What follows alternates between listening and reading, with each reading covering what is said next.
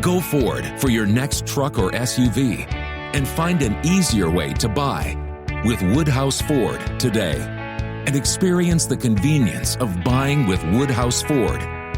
Save up to $13,000 off MSRP on a 2023 Ford F-150 XLT plus 3.9% APR for 60 months with approved credit. $299 doc fee due at signing. Security deposit waived. Expires 1/02/2024.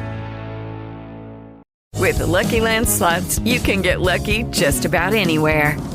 This is your captain speaking. We've got clear runway and the weather's fine, but we're just going to circle up here a while and get lucky. No, nothing like that. It's just these cash prizes add up quick. So I suggest you sit back, keep your tray table upright, and start getting lucky. Play for free at LuckyLandSlots.com. Are you feeling lucky? No purchase necessary. Void where prohibited by law. 18 plus terms and conditions apply. See website for details. Family Theater presents Otto Kruger and Jeff Chandler.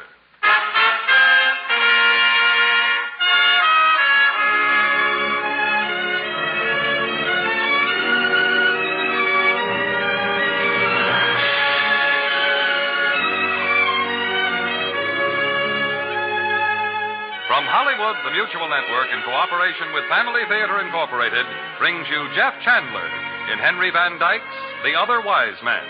To introduce the drama, your host and narrator, Otto Kruger.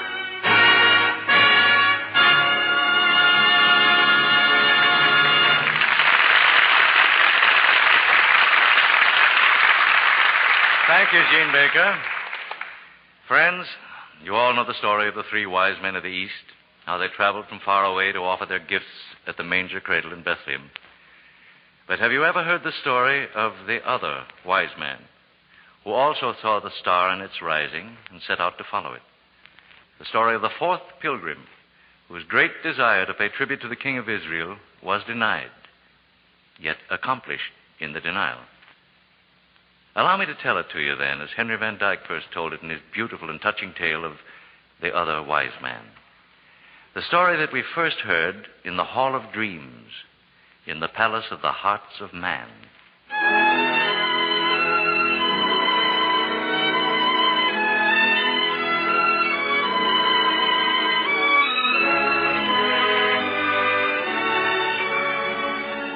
In the days when Augustus Caesar was master of many kings and Herod reigned in Jerusalem, there lived in the city of Persia a certain man named Artaban the Median.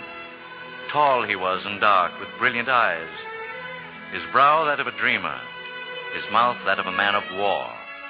And upon the night that we now tell of, he was seated in an upper chamber of his house, speaking gravely to some visitors, men who, like Artaban, wore the long white robe and pointed cap of the fire worshippers, the garb and dress of the ancient priesthood of the Magi.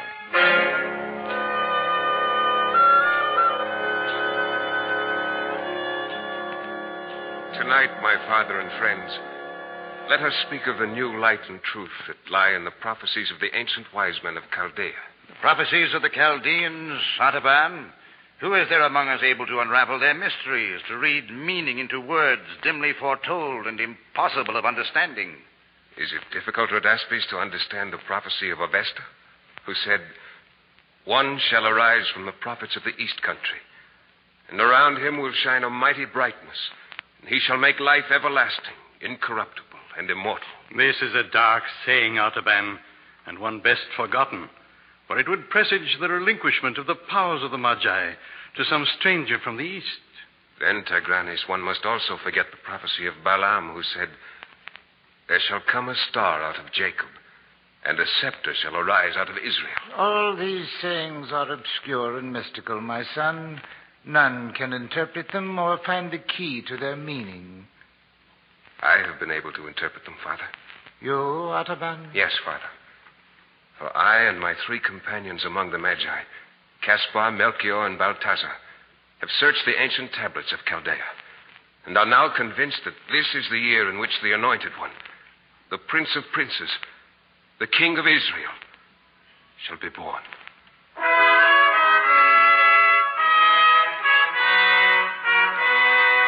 They looked at Artaban, his father and friends, with mingled feelings, looked at him with doubt, with wonderment, with scorn and with disbelief. And the words he continued to utter fell upon ears that listened, but did not hear. It was this very spring that we saw two of the greatest stars draw near together in the sign of the fish, which is the house of the Hebrew. And we also saw a new star there, a star which shone for one night and then vanished. Now, once again, the two great planets are meeting. This very night is their conjunction. And if it is, Artaban, what of that? My three brothers are watching at the ancient temple of the seven spheres in Babylonia. I shall watch here. If the star shines again, they will wait 10 days for me at the temple. And then we will set out together for Jerusalem to see and worship the promised one who shall be born King of Israel. You will but strain your eyes with wasteful watching, Artaban. Nay, Rhodaspes. I believe the sign will come. So I have sold my house and possessions and have bought these three jewels, a sapphire, a ruby, and a pearl, to carry with me as a tribute to the king. And I ask all of you to go with me on the pilgrimage, that we may have joy together in finding the prince who is worthy to be served.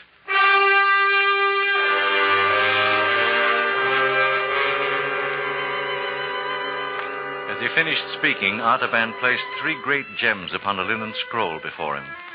One blue as the fragment from a night sky, one redder than a ray of sunrise, one as pure as the peak of a snow mountain at twilight. His friends glanced at the jewels, then at each other with looks of wonder and of pity. This is a vain dream, Artaban. No king will ever rise from the broken race of Israel. My time will be wiser spent gathering money for the new fire temple at Kala.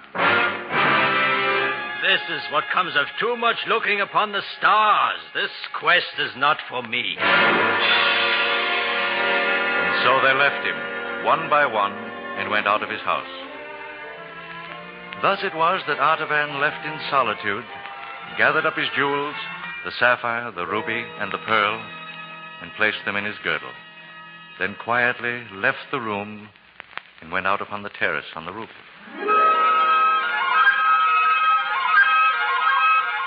Far over the eastern plain, a white mist stretched like a lake. But where the distant peak of Zagros serrated the western horizon, the sky was clear. And Jupiter and Saturn rolled together like drops of lambent flame about to blend into one.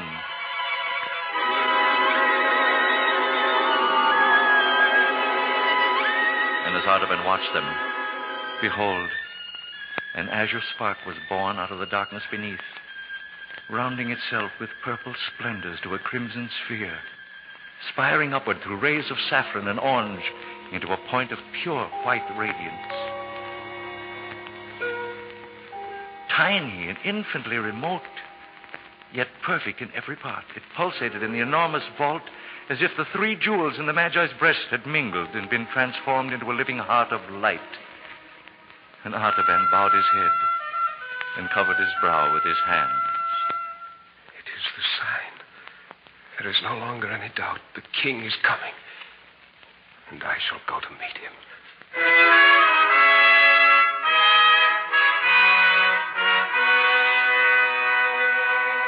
Before the birds had fully roused to their strong, joyful chant of morning song, the hooves of Vazda, the swift and faithful steed of Artaban, were beating a spirited music upon the road. And over the fertile fields of Kankabar and the rich gardens of Bagestan, through the rocky passes of Zagros and the swirling floods of the river Tigris, those gallant hooves made their rhythmic song. And upon nightfall of the 10th day, they trod the lush earth by the waters flowing near the shattered walls of populous Babylon.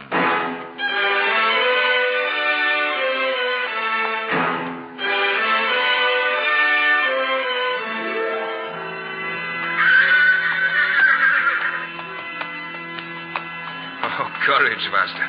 It is yet 3 hours' journey to the Temple of the Seven Spheres. We must reach it by midnight if we are to find my companions of the Magi still waiting. We dare not stop for anything lest they depart without us to find the king with... What is it, Vasta? What startles thee? What... And then in the dim starlight, he saw the form of a man lying still across the road. Swiftly, Artaban dismounted and went over to the man. His face bore the marks of a deadly marshland fever, and the chill of death was in the lean hand lying motionless on his breast. And Artaban's heart leaped into his throat as his mind whirled feverishly with the implications of the problem that now beset him. If I linger here but an hour ministering to this dying stranger, I cannot reach the temple in time. My companion shall leave without me. I would lose my quest. But if I do go on, the man will surely die. O God of truth and purity, direct me in the way of wisdom which thou only knowest.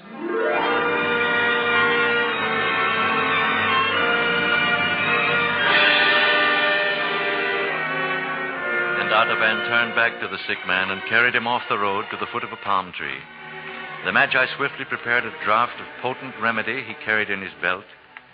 Then hour after hour labeled as only a skillful healer of disease can do. And at last the man's strength returned. He sat up, looked about him, and spoke. Who art thou? Why hast thou sought me here? To bring back my strength? I am Artaban, the Magian, hurrying to Jerusalem in search of one who is to be born king of the Jews. And despite your holy quest, you still stop to aid one whose death would no more be noticed than if a grain of sand had disappeared from the desert? I could do no less, my friend. Then may the God of Abraham and Isaac and Jacob bless and prosper your journey. But before you depart again, you should know this. Our prophets have said that the Messiah will not be born in Jerusalem, but in Bethlehem of Judah. Bethlehem, thou sayest? Aye.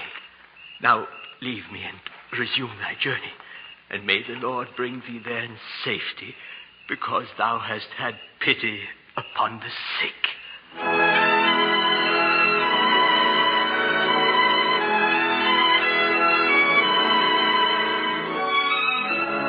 So it was that when Artaban reached the Temple of the Seven Spheres, the three wise men had gone, leaving behind them only a piece of parchment under a small cairn of broken bricks.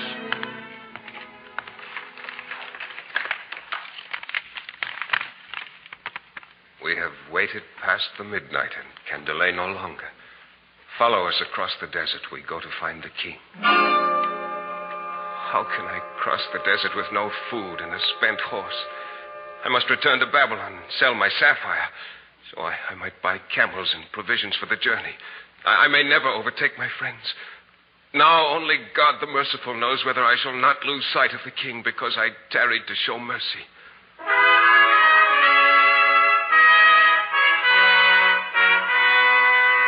And so it was that Artaban the Magi, the other wise man, with but 2 gems remaining now to offer as tribute to the king of Israel, followed Caspar, Melchior, and Balthazar across the desert.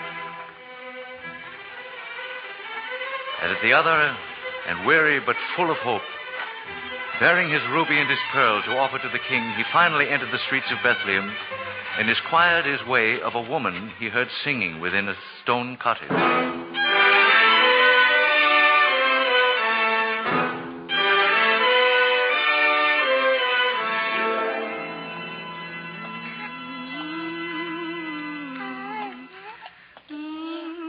May the blessings of the day be upon thee and thy child, good sister. And upon thee also, stranger.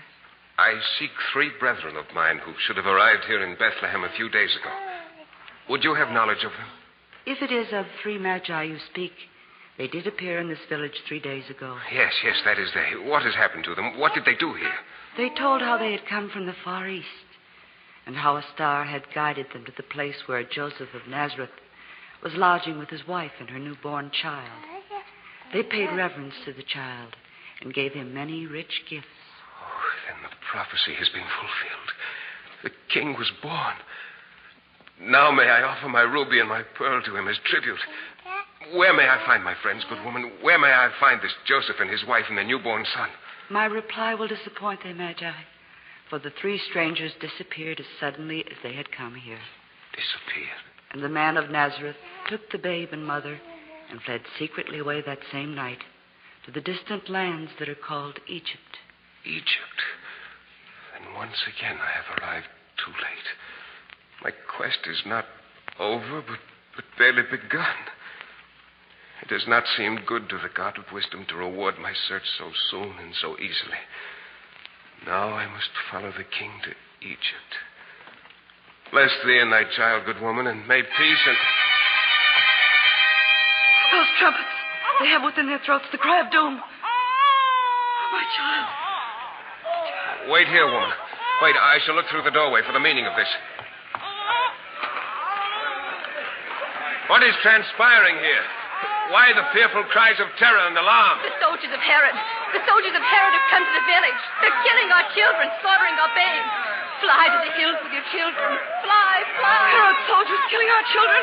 Oh, no, no, no. Oh, wait. Take the child to the darkest corner of the room. Cover him with the folds of thy robe and quiet his cries. I shall speak to these soldiers of Herod when they arrive.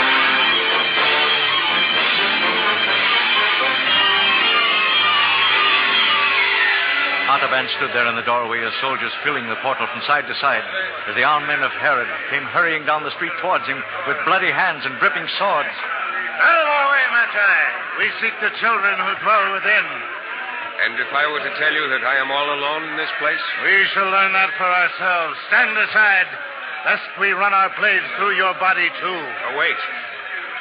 I am all alone in this place. And I am willing to give this jewel to the prudent captain of Herod's men who will leave me in peace. The captain looked down. Within the hollow of Artaban's hand lay a ruby, glistening there like a great drop of blood. The soldier paused for a long moment, then suddenly stretched out his eager hand and snatched up the ruby. March on, men. This house is still. There is no child here.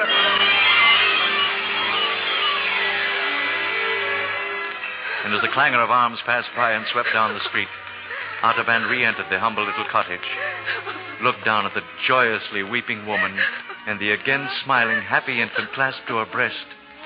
Then he turned his face to the east and prayed. God of truth, forgive my sin. I have said the thing that is not to save the life of a child. And 2 of my gifts are gone. I have spent for man that which was meant for God. Shall I ever be worthy to see the face of the king?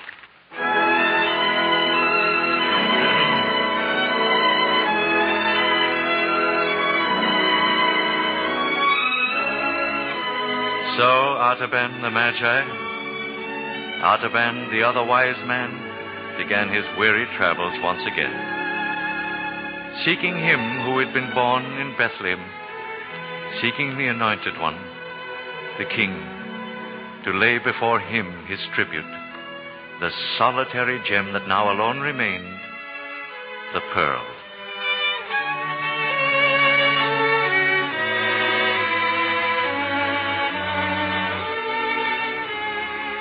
Among the throngs in populous Egypt did he seek the king, through countries where famine lay heavy upon the land, and in plague-stricken cities he visited the oppressed and afflicted in the gloom of prisons, in the wretchedness of slave marts and the weary toil of galley ships. And in all this world of anguish, he found none to worship, though he did find many to help. For he fed the hungry, and clothed the naked, he healed the sick, and comforted the captive.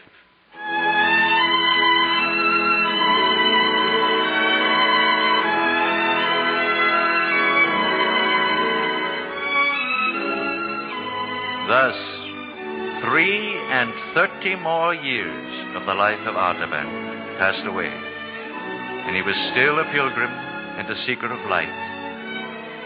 With the last of the jewels, his pearl, still held in his secret resting place in his bosom, and now, worn and weary, ready to die, but still looking for the king, he had come for the last time to Jerusalem.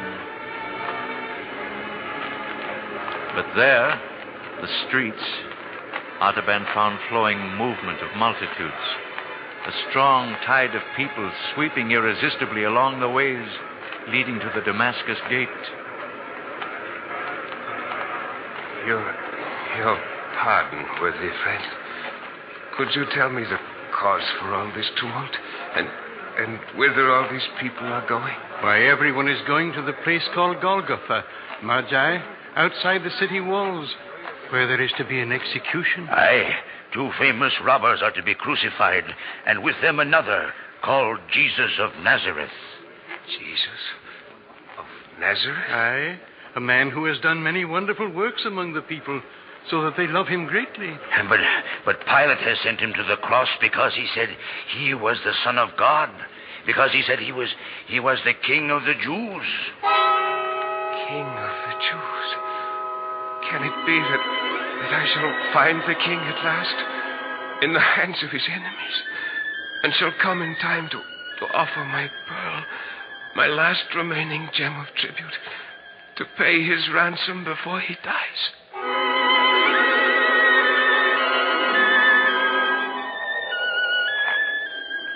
Artaban's heart beat unsteadily with excitement as, slowly, with tired and painful steps, he followed the multitude toward the Damascus gate. No, you cannot take me with you.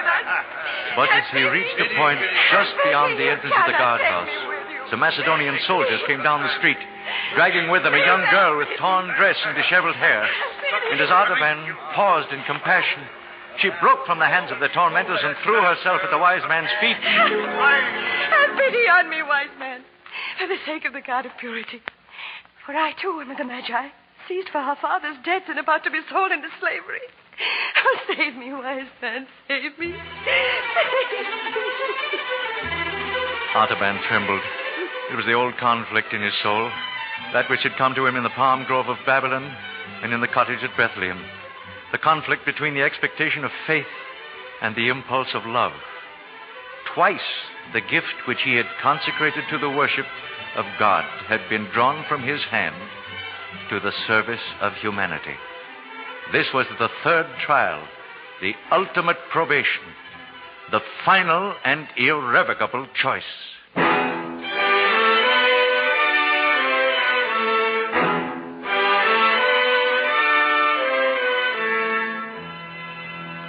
Artaban slowly removed the pearl from his bosom. Never had it been so luminous, so radiant, so full of tender, living luster. And he laid it in the hand of the slave girl. Here. This is thy ransom, my daughter. The last of my treasures which I kept for the king.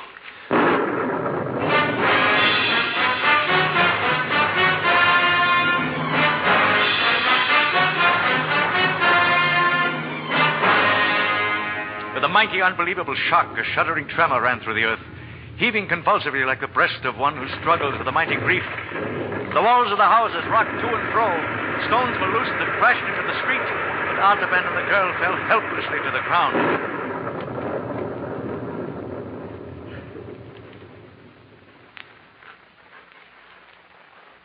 Magi. Magi. Speak to me, Magi. Speak. But the old man lay there, unanswering, his gray beard resting on the young girl's shoulder. Blood trickling from a wound in his temple where a falling tile had struck him. Now there was nothing more to live for. He had given away the last remnant of his tribute for the king. He had parted with the last hope of finding him. The long, weary quest was over. And it had failed.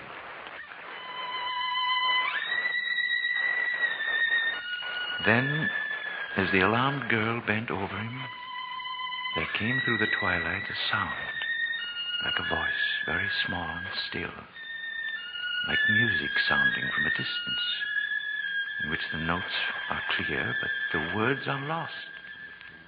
And the girl turned to see if someone had spoken to them. But there was no one there.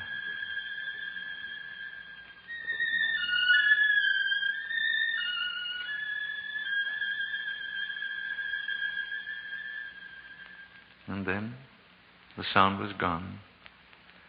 But the lips of the Magi, of Artaban, the other wise man, trembled, moved, and then spoke as though in answer to that voice. Not so, my lord. For when saw I thee hungered and fed thee, or thirsty and gave thee drink? When saw I thee a stranger and took thee in, or naked and clothed thee? When saw I thee sick or in prison and came unto thee? 33 years have I looked for thee, but I have never seen thy face, nor ministered to thee, my king.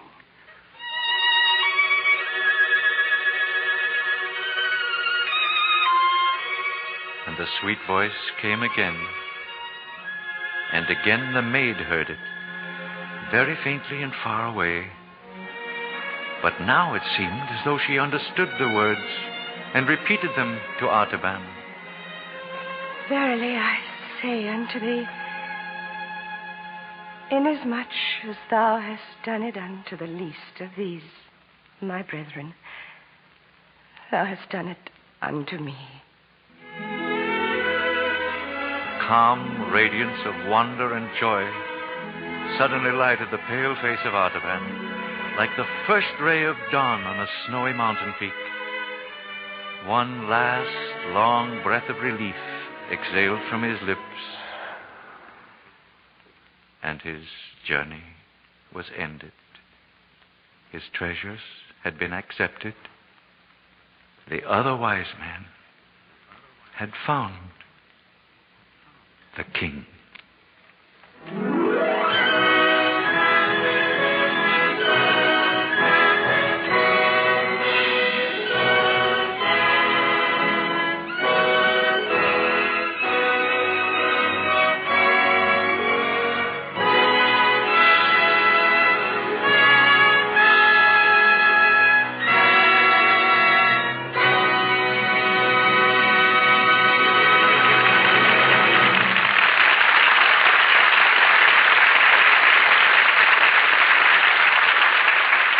This is Otto Kruger again. Well, this week, with Christmas coming closer and all of us busy with preparations for that most joyous day of the year, we of Family Theater have a suggestion for you. No, not a suggestion about what to buy or where to buy it. We'd only like to remind you that while Christmas is a time for giving and receiving, it is above all a time for faith and prayer. Christmas will be empty, just another holiday, unless our hearts are in harmony with Him who can bring peace to men of good will. So, during this Christmas season, will you remember, no greater gift can come to you and to your home than that deep and lasting peace which prayer alone can bring. The family that prays together stays together.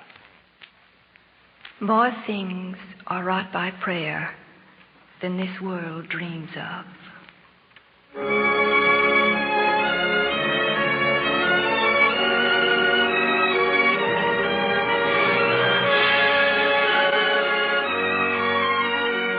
From Hollywood, Family Theater has brought you Jeff Chandler in The Other Wise Man, with Otto Kruger as your host and narrator. This adaptation of Henry Van Dyke's great classic was written by Sidney Marshall, by special arrangement with the copyright owners, Harper & Brothers and Tertius Van Dyke.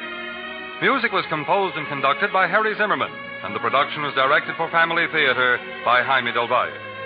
Others in our cast were Norman Field, John Daner, Robert Griffin, Harold Deerenforth, Gloria Hunter, Mary Lansing, and Virginia Island. This series of Family Theater broadcasts is made possible by the thousands of you who felt the need for this type of program, by the Mutual Network, which has responded to this need, and by the hundreds of stars of stage, screen, and radio who have so unselfishly given of their time and talent to appear on our Family Theater stage. To them and to you, our humble thanks. This is Gene Baker inviting you to join us next week at this time when your Family Theater will present Miss Loretta Young in Charles Tazwell's beautiful story of The Littlest Angel. Join us, won't you?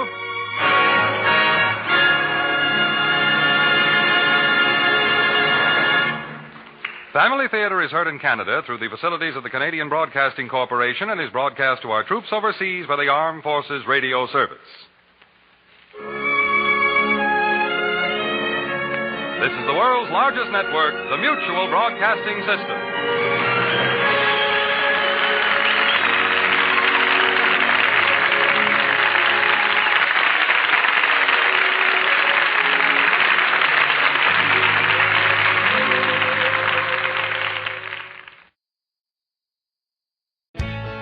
Go Ford for your next truck or SUV and find an easier way to buy with Woodhouse Ford today and experience the convenience of buying with Woodhouse Ford. Save up to $13,000 off MSRP on a 2023 Ford F-150 XLT plus 3.9% APR for 60 months with approved credit. $299 doc fee due at signing. Security deposit waived. Expires 1/02/2024. Okay, round two. Name something that's not boring. A laundry? Ooh, a book club. Computer solitaire, huh? Ah, oh, sorry, we were looking for Chumba Casino. That's right, ChumbaCasino.com has over 100 casino-style games. Join today and play for free for your chance to redeem some serious prizes. ChumbaCasino.com. No purchase necessary. Void where prohibited by law. 18+ terms and conditions apply. See website for details.